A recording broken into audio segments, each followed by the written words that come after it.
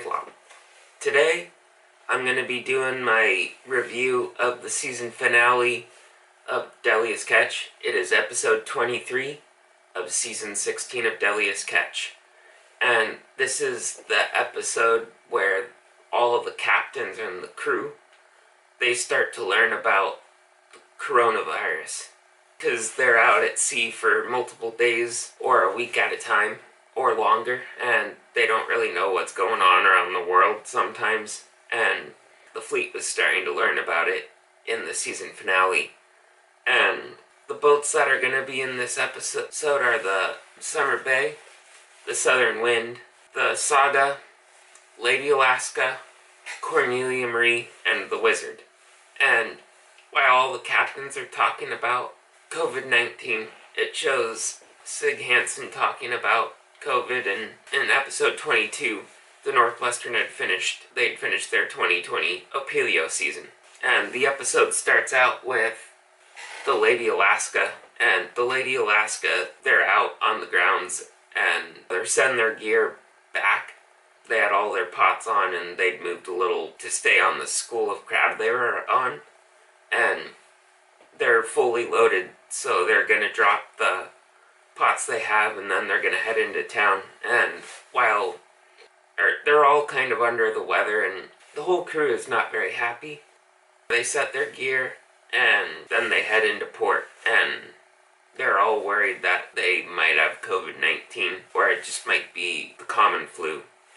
They don't really know, but they're going to fight through it. So then it goes to the Cornelia Marie, and the Cornelia Marie is in port, and they're getting ready to head back to their crab pots out on the grounds. And when they left for port to do their offload, they were close to the ice pack, which is the ice floe, and that is some really dangerous stuff because the ice is 3 to 4 feet thick, and the ice is jagged, and if their pots are in it, it could pull their pots and they could lose their pots. And each pot is $1,000, and it's an added expense which you don't want. They potentially will be dealing with the ice flow, which won't be good. And it shows Josh back in Seattle. He and Casey are talking, and Josh is back for his daughter's birthday, and he also got the news that his brother Jake Harris, he just got out of prison and he's clean. He's been sober for quite a while now, so he's thinking about getting the Harris clan back together on the Cornelia Marie, possibly in the 2020 king crab season and 2021 Opelio crab season. So we'll have to wait till next season to see if his brother is back on the Cornelia Marie. Then it goes to the Saga, and the Saga is, they're hauling in their gear, and the first pot they pull in has 30 Opelio crab in it, which is really not good. That's pretty good king crab numbers, but Opelio crab numbers, you want anywhere from 200 to 300 plus Opelio crab in each pot. They're hauling in their gear, and while they're hauling in their gear, one of the pot lines is tangled, and on a block you need a guide. There's a bar that's like this and this, a bend in the middle, and that is to help make sure the pot line is guided into the block correctly. If you don't have that, the pot line could slip out of the block and it would cause all kinds of havoc, and you'd have to throw the line back out. So that tangle gets snagged on the guide for the pot line. The block is pulling so hard it rips that piece off, and that piece goes flying off the starboard side of the Saga and into the Bering Sea, never to be seen again. Jake is not really happy. The crew's gonna have to fix it. So then it goes to the Southern Wind, and the Southern Wind is hauling in their pots, and they're getting a tote and a half. A tote is, if you've seen those white bins that you see them pushing around, that holds the crab. They'll load all the crab in it, and they'll push that tote to one of their tanks, and they'll dump the crab in there. Each pot is filling up a tote and a half.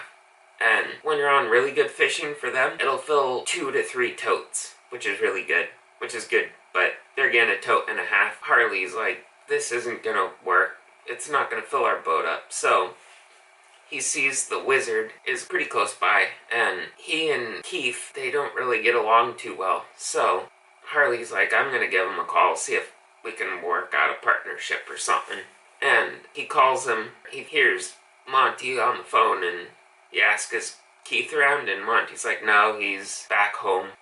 And Harley asks him how he's doing with fishing, and Monty's like, it's spotty.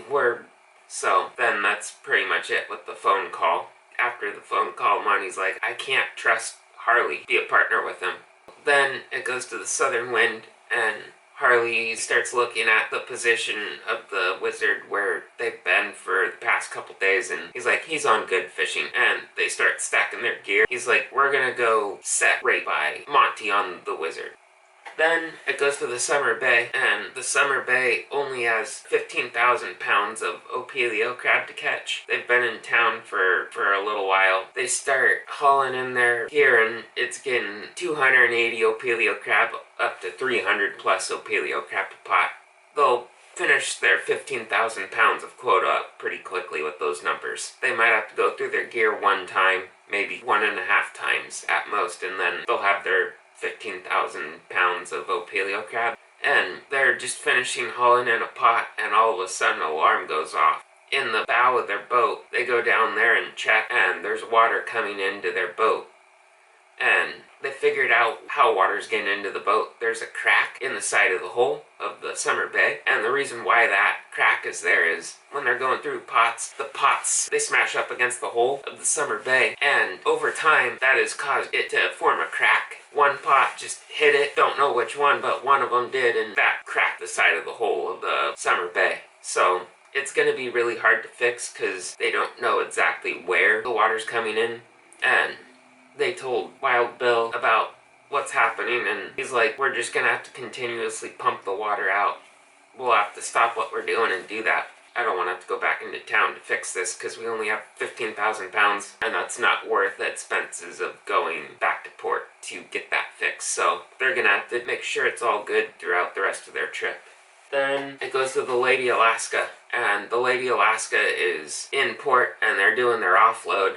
And Scott's like, I can feel like I'm coming down with something, because the whole crew is just feeling like crap. The flu, or potentially with the virus, but they don't know. It's most likely the flu. While they're in port, Scott's talking with the crew, and he basically gives them an ultimatum: fix your attitude or leave.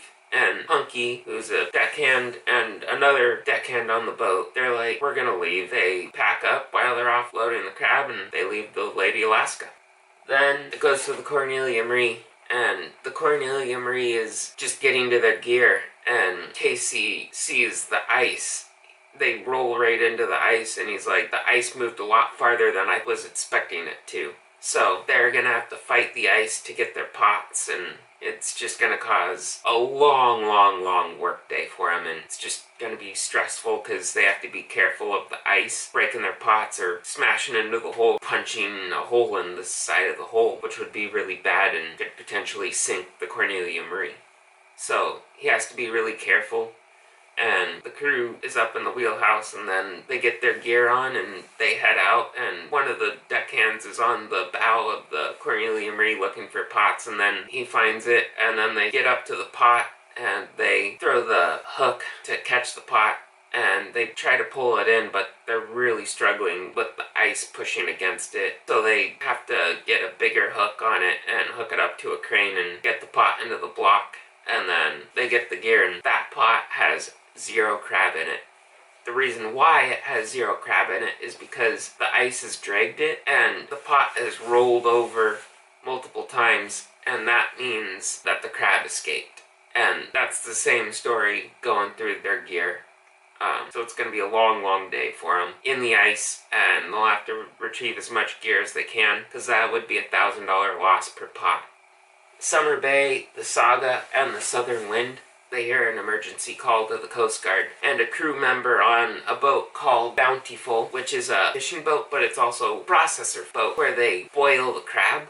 One of the Bountiful's crew members, the one who was boil the crab, the boat took a roll or something, and the guy fell into the boiling water, and he's severely burned, and that is not good. So all of the captains are talking about it. Then it goes to the wizard, and the Wizard is hauling in their gear, and it's still going really hot. They're getting 300 plus Opelio crab in it, and they set their gear back after they've gone through their pot. Then it goes to the Southern Wind. They've got all their gear stacked, and he's like, we're just gonna go set down Monty's strings on the Wizard. That gear, he's not gonna be happy about it. Then it goes to the Saga, and they're still fixing their block, and they get the guide for the pot lines to go. They get that welded back on, and they get back to hauling gear. Then it goes to the Southern Wind, and the Southern Wind is still setting their gear on the Wizard's pots. And then it shows the Coast Guard flying out to the Bountiful, and they get to the boat, and they have to decide where they're gonna land the swimmer, on the deck, middle of the crab boat, or the stern of the boat. There's cranes and all kinds of stuff, which is dangerous, and swimmer from the Coast Guard decides he's gonna make his landing on the stern of the Bountiful. They'll rescue the crew from there. And I'm continue this review in another video, so stay tuned for that one. Thank you guys for watching, and if you ain't dreaming, you ain't living. Don't forget to dream big.